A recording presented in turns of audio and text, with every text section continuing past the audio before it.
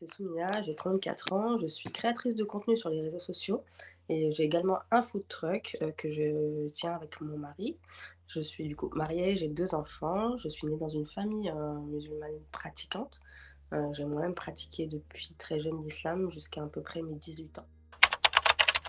Très long parce que du coup, moi j'ai eu une instruction musulmane, hein. Donc j'ai commencé à aller à l'école coranique dès l'âge de 6 ans à peu près, le week-end, les mercredis. Donc j'ai vraiment toutes mes connaissances religieuses étaient uniquement basées sur le Coran. On sait en tant que musulman qu'il y a la Torah, qu'il y a la Bible qui ont devancé le Coran, mais nous, voilà, on est concentré sur le Coran. Et en plus de ça, le Coran est un, on va dire, toutes les histoires de la Bible et de la Torah sont dans le Coran. Et justement, donc on connaît un petit peu la continuité du début de la création jusque Jésus. Et effectivement, Jésus dans le Coran est un prophète qui s'appelle Aïssa, qui n'a pas été crucifié, pour eux il n'est pas mort, il a été enlevé et Dieu a remplacé quelqu'un à sa place. Et en plus de ça, du coup, comme tu le sais, dans le Coran, il y a le prophète Mohammed qui est en plus, qui n'est ni reconnu dans la Torah, ni reconnu dans la Bible. Voilà. Donc j'ai vraiment pratiqué, j'ai commencé à faire la prière à l'âge de 7 ans, de moi-même. Euh, et puis en fait, j'ai été dans la pratique de l'islam. Je suis restée à la mosquée donc, en études coraniques jusqu'à l'âge de 16 ans. Et c'est vers cet âge-là que j'ai commencé à me poser des questions. Comme tu le sais, nous, en instruction à la mosquée, donc les femmes sont séparées, les hommes sont séparés. Donc on est en groupe, enfin on est du coup essentiellement avec des femmes quand on fait nos cours coraniques. Et c'est vrai qu'à cet âge-là, j'ai commencé à poser des questions sur des choses parfois qui m'interpellaient. Où je disais, ah mais c'est vrai que c'est pas juste envers la femme, pourquoi l'homme ne doit pas faire ça, pourquoi la femme, elle doit faire ça. Donc, et j'ai senti très rapidement que ma prof, elle était mal à l'aise. C'est-à-dire que j'ai eu l'impression à ce moment-là que je n'avais pas le droit de poser de questions.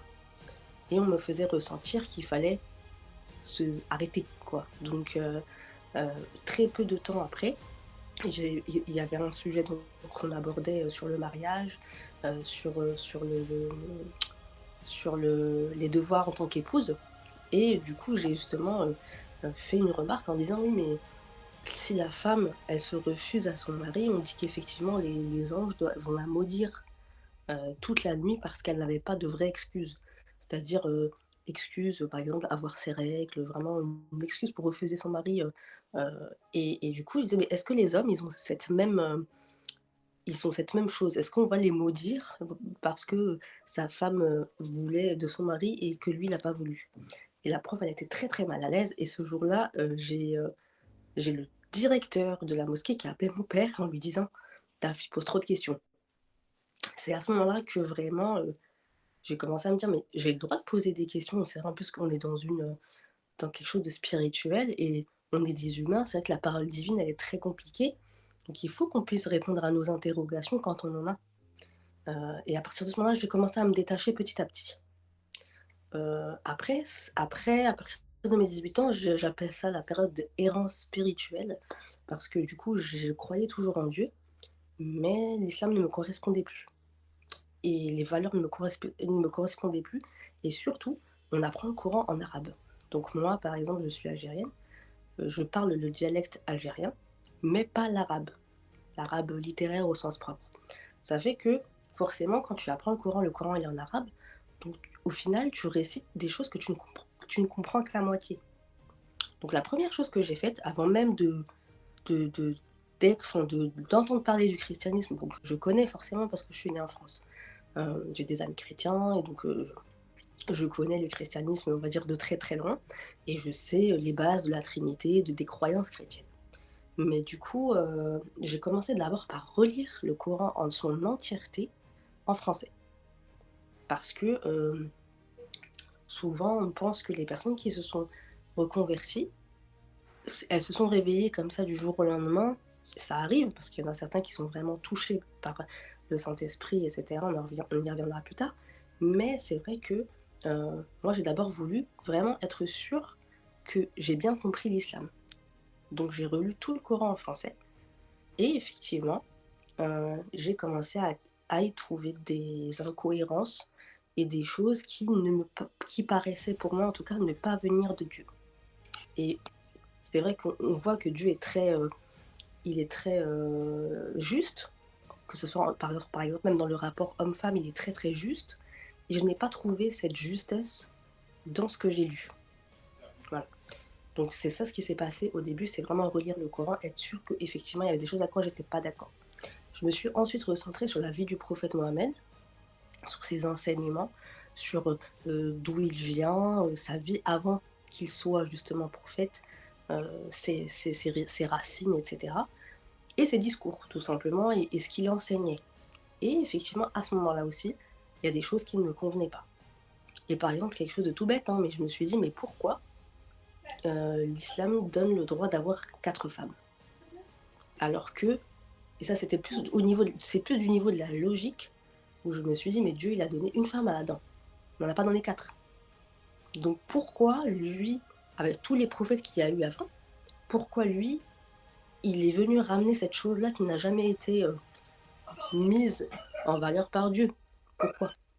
Donc j'ai commencé du coup à chercher vraiment dans les comme on appelle la sunna du prophète, donc les hadiths, tout ce qui est en rapport avec les écrits qui sont restés par rapport au prophète et c'est là que j'ai commencé à voir qu'effectivement il y a des choses qui je me suis dit: «En fait, je n'ai pas envie que cette personne soit mon exemple». Parce que les musulmans suivent, le prophète Mohammed en tant qu'exemple et je me suis dit: «Bah, en fait non, pour moi ce n'est pas un bon exemple donc je m'en détache». C'est vraiment à partir de ce moment-là où j'ai abandonné l'islam, on va dire, de manière définitive. Pour être totalement honnête, moi j'avais un ami qui me proposait de venir à son église depuis très, très, très longtemps. Je pense à partir de mes 18-19 ans, il me disait: «Mais viens avec moi, viens avec moi, viens avec moi» et à chaque fois je lui disais: «Non, non». J'avais déjà visité des églises catholiques parce que c'était plus au niveau de l'architecture et cetera. Mais c'est vrai que, lui, il est évangéliste et à chaque fois, il me disait: «Mais viens, tu verras, en plus, c'est super sympa dans mon église, il y a plein de jeunes» et à chaque fois, je lui disais: «Oh non, non, oh ça va là, peut-être une prochaine fois» et ça a été comme ça pendant des années et quand j'ai, déménagé parce que moi, je suis alsacienne de base, donc quand j'ai déménagé sur Lyon, heu, bah, c'est simple, c'est en 2019, il y a un jour où pareil, il m'a dit: «Ben, là, je vais, dans une église, évangéliste, sur Lyon. Est-ce que tu veux venir avec moi?» C'était un dimanche, j'avais rien de particulièrement à faire. Donc j'ai dit: «OK, bon, depuis le temps et depuis toutes les années où tu me demandes, de venir avec toi, je vais t'accompagner». Donc j'y suis allée. Effectivement, c'est une église où il y a beaucoup de jeunes, où c'est très, cosmopolite, donc il y a vraiment de toutes les origines et cetera et on est arrivé pour le service, donc le service du jour le service du dimanche. Hem et il y a eu d'abord du coup le pasteur qui a parlé, qui a fait son prêche et cetera, et à un moment, en fait, il a dit: «Bon, ben, je ne sais pas s'il y a de nouvelles personnes qui sont là parmi nous, qui sont pas forcément chrétiennes et cetera. Là, on va prier tous ensemble. Vous allez, voir des personnes qui vont prier à voix haute.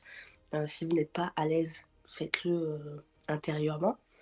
Il a dit: «Je vais prier pour vous» et il nous avait demandé, de tous fermer les yeux et il a fait la prière, chacun priait un peu de son côté aussi en même temps. Et puis à ce moment-là, en fait, moi j'ai fermé les yeux aussi du coup, et j'ai commencé à prier en disant, «Dieu, depuis tout le temps où je te recherche», parce que c'est ce qui m'avait beaucoup, mis un petit peu en alerte, c'est que quand je priais et je faisais mes 5 prières musulmanes par jour, comme je le disais dès l'âge de 7 ans, je ne sentais pas la présence de Dieu.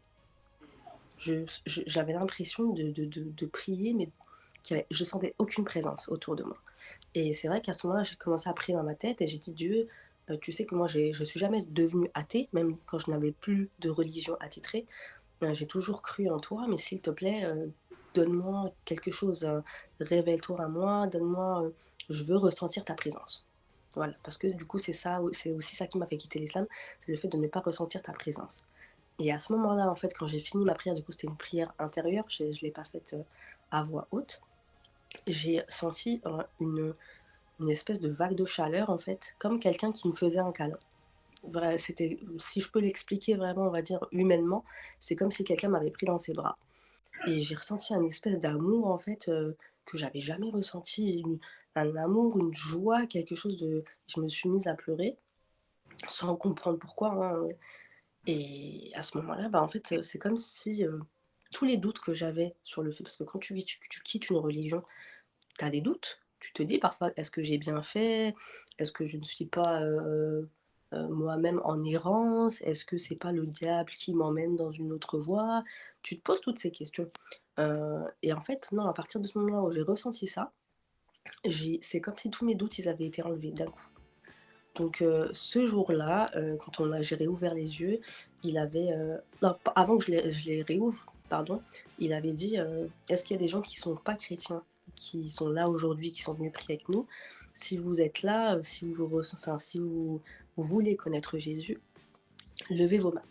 Donc toutes les personnes, moi j'ai levé mes mains, mais du coup j'avais encore les yeux fermés et heu et du coup, donc lui, il y avait que le pasteur qui a levé les mains.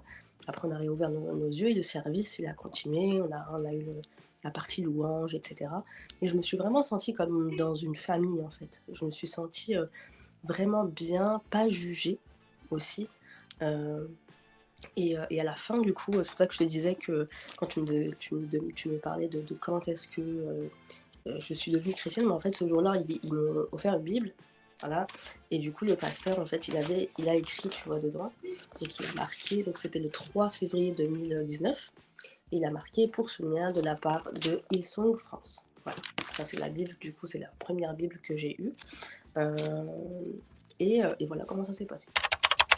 L'élément déclencheur, comme je te l'ai dit, c'est le jour où je suis allée avec mon amie à l'église.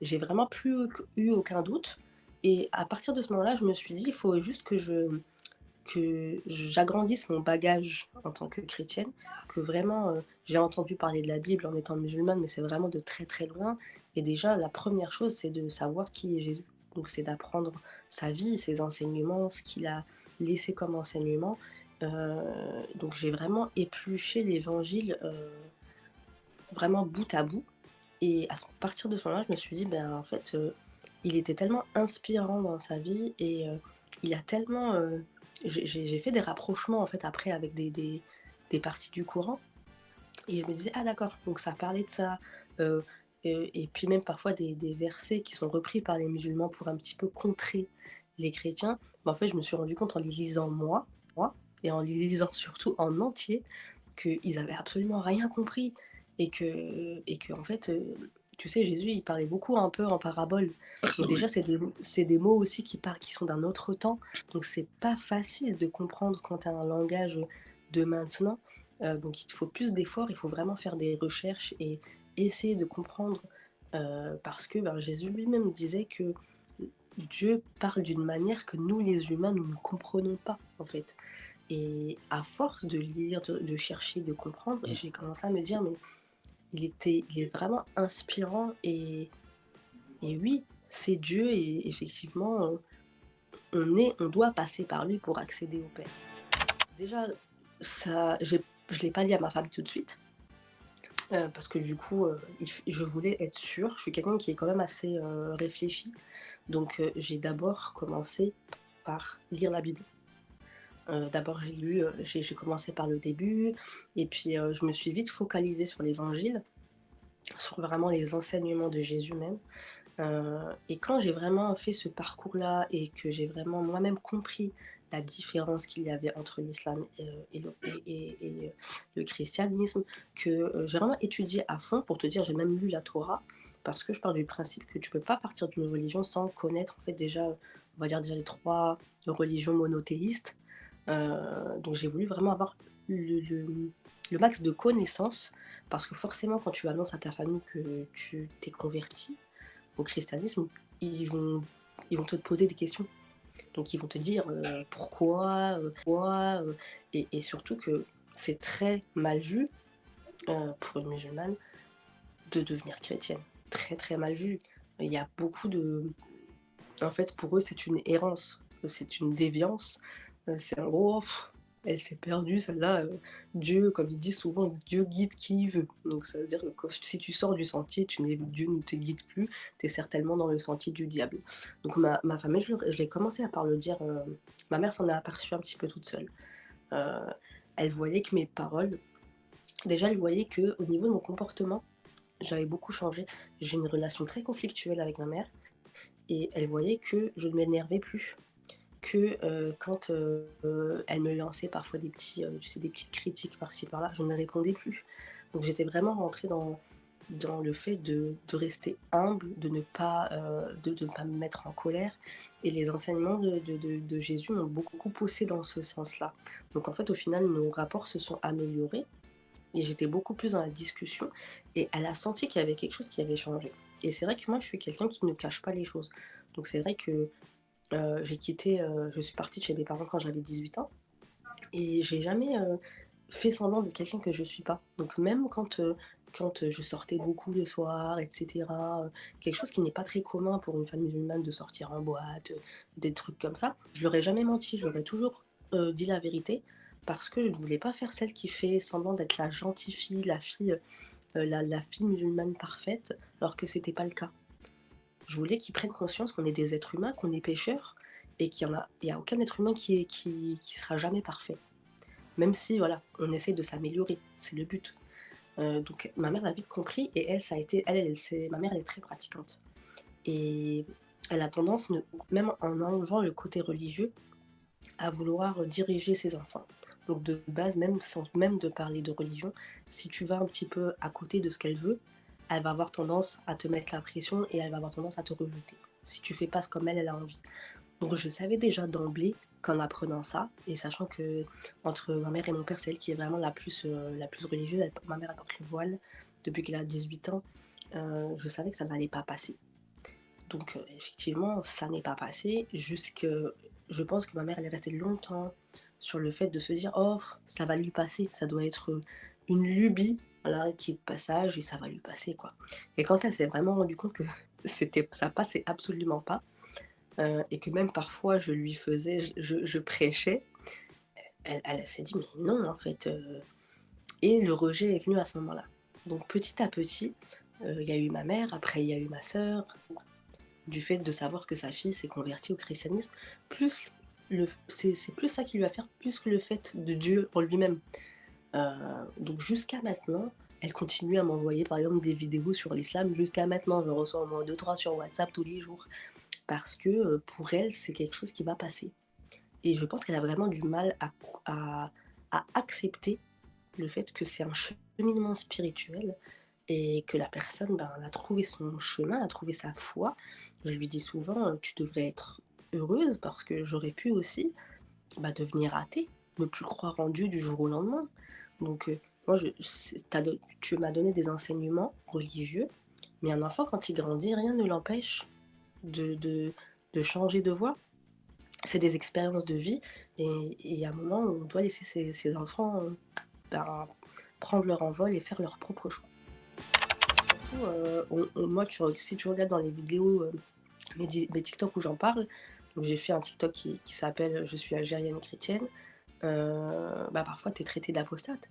On te dit: «Ah mais si tu étais dans tel pays, tu serais tué» et c'est vrai, il y a énormément de chrétiens, arabes notamment qui sont persécutés, qui sont forcés de se convertir à l'islam ou qui sont tués tout simplement. Donc moi j'ai la chance d'être née et d'être en France. Donc voilà, on sait qu'ici ça n'arrivera pas, mais ça n'empêche que tu as quand même, des commentaires haineux, des commentaires, qui, heu, qui d'insultes, des commentaires de rabaissement parce que, ben, tu passes pour quelqu'un qui est un peu écervelé, qui voilà, des messages, j'en reçois tellement, de toute façon tu le sais, heu, de «Oui, ah mais tu la flemme de faire tes 5 prières, du coup tu es devenue chrétienne», enfin de ce genre de choses qui, au final, est un manque de connaissances et puis surtout est un manque de respect au niveau du libre culte de chacun. Moi je pars du principe que si tu es bien dans ta religion, c'est tout à ton honneur, essaye de perfectionner ta foi. Tu n'as pas le temps de t'attarder sur celle des autres. Si c'est pas quelque chose de bienveillant que tu as à dire, vraiment pour faire avancer la personne, c'est mieux de se taire. Parce que de toute façon, tu vas être dans une parole de malveillance. Alors moi, si j'ai un conseil à donner, ça serait surtout d'abord de faire le point heu, sur la religion que tu as actuellement ou même si tu es athée. De quel est ton rapport avec Dieu? Quel est ton rapport avec la spiritualité? Est-ce que tu as lu déjà les livres saints? Heu, le mieux déjà, c'est de lire les 3 livres. C'est très important parce que comme je te disais, le Coran, c'est une synthèse de la Torah et de la Bible avec des choses évidemment en plus, parce que le prophète Mohammed est en plus. Donc sa vie est en plus et les enseignements qu'il a laissés sont en plus. Je pense que c'est vraiment le début, c'est de commencer par ça. Si tu es dans un pays où effectivement tu es obligé de te cacher une fois que ta conversion elle est faite, ça reste compliqué, hein, c'est difficile, à moins de partir ou à moins de vraiment, on va dire, bah, prendre la décision et ça, je pense aussi, par exemple, que ma mère, elle n'aurait pas été contre le fait que, même si elle sait que je suis devenue chrétienne, elle n'aurait pas été contre le fait que je fasse semblant de rester musulmane. Ou par rapport aux gens, par exemple, par rapport quand je vais chez mes parents et qu'il y a la famille qui vient ou donc un truc tout bête, mais elle me disait, quand je passais, je suis retournée en Alsace vivre pendant 2 ans et du coup, c'était en 2021 donc j'étais déjà, chrétienne depuis 2 ans et j'étais venue pour manger pendant la période du ramadan. Donc elle me disait, «Heu, tu fais comme si, tu faisais le ramadan» et non, je dis: «Bah non, moi je fais pas ramadan». Donc j'étais passée à la cuisine et je vais te prendre un petit gâteau, un truc comme ça. Elle me dit: «Non, non, tu manges pas, tu l'heure de manger», mais j'ai dit: «Mais moi je fais pas ramadan». Donc en fait, tu vois, tu as cette espèce de déconnexion où en fait, on attendrait de toi que tu dois faire semblant et moi je suis quelqu'un, je peux pas faire ça. C'est vraiment dans ça, c'est vraiment mon caractère, hein. Je déteste faire semblant d'être une personne que je suis pas. Je préfère montrer qui je suis, quitte à ce que la personne, elle me rejette parce que c'est pas dans on n'a pas les mêmes valeurs, on n'a pas plutôt que de faire semblant d'être quelqu'un que je suis pas. Donc du coup, je pense, ouais, qu'il faut se concentrer sur la lecture des livres, su si on parle de la Bible, vraiment de se concentrer sur l'Évangile pour déjà comprendre. Le centre de la Bible, c'est quand même Jésus, donc il faut que tu saches qui c'est, ce qu'il a laissé comme enseignement, heu et te dire, voilà, quelles sont les valeurs, que tu as en commun et surtout tout ce qui, essaie de retrouver cette connexion avec Dieu que tu n'as plus ou que tu n'as pas. Heu, il faut vraiment je pense que la culture, c'est la meilleure des choses et l'enseignement, c'est vraiment la chose principale, et surtout que dans le christianisme, tu peux poser des questions. On va jamais t'en vouloir de poser des questions. Si tu n'es pas sûr de quelque chose, moi, l'église où j'ai été à Lyon, elle m'a beaucoup accompagnée parce que bah, forcément, je suis musulmane de base. Donc il y a plein de psaumes que je ne comprends pas. Il y a des questions parfois sur des écritures que je ne comprends pas. Et j'ai toujours pu poser des questions. On avait des groupes de prière. Donc on se réunissait. En fait, j'ai vite été intégrée dans mon église très rapidement et elle était constituée de beaucoup, beaucoup de jeunes. Donc il y avait des connects, dans chaque ville, il y avait des groupes de prière, on se réunissait une fois par mois et j'en profitais pour mettre, qui que tu as en commun et surtout tout ce qui, essaie de retrouver cette connexion avec Dieu que tu n'as plus ou que tu n'as pas. Heu, il faut vraiment je pense que la culture, c'est la meilleure des choses et l'enseignement, c'est vraiment la chose principale, et surtout que dans le christianisme, tu peux poser des questions. On va jamais t'en vouloir de poser des questions. Si tu n'es pas sûr de quelque chose, moi, l'église où j'ai été à Lyon, elle m'a beaucoup accompagnée parce que bah, forcément, je suis musulmane de base. Donc il y a plein de psaumes que je ne comprends pas. Il y a des questions parfois sur des écritures que je ne comprends pas.